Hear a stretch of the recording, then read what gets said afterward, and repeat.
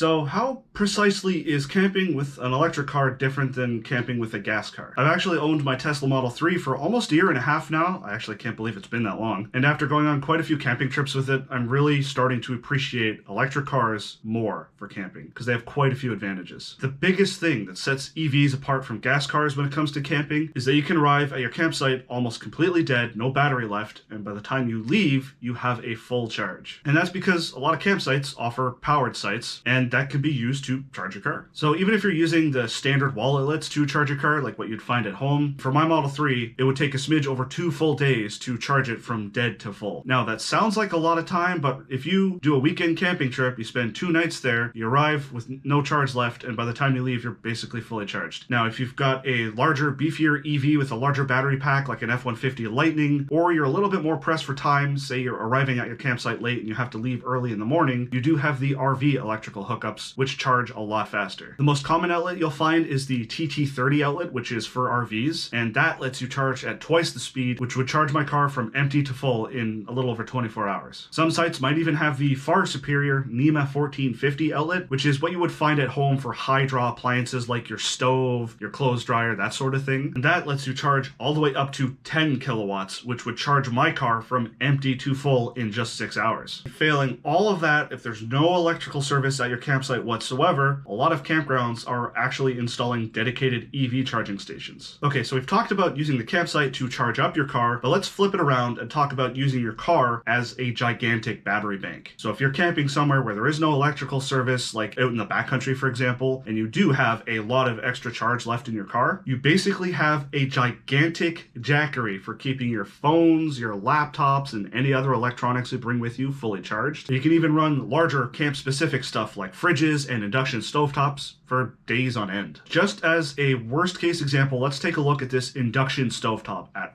full draw, it pulls 1800 watts. How much power do you think that would pull from the battery if I ran that for an hour? Believe it or not, running this induction stovetop at full power for an hour straight would only use 3% of my car's battery. Or to put it another way, my car could run that induction stovetop at full power for 33 hours, well over a day. And if we looked at a far more appropriate vehicle for backcountry camping, like an extended range F-150 Lightning, running this induction stovetop for an hour would only use 1.4% of the battery. And the truck could effectively run that induction stovetop at full power for 3 days straight. And then if you decide not to tent camp, but sleep inside of your EV, a lot of modern EVs have something called camp mode, which effectively lets you keep the HVAC running overnight, either with just vents to prevent condensation, or with the temperature control enabled to keep you warm during the winter and cool during the summer. And for example, when I camp in the back of my car, just to keep the HVAC running with no temperature control or anything like that, used about 4% overnight. And if you're starting to get a little bit more hardcore, like more into the overlanding side of things, and you have a rooftop tent, there's companies that are coming out with tubes that let you pump the HVAC coming out of the dashboard in your vehicle into your insulated tent. And the last benefit with EVs when it comes to camping that not a lot of people talk about is how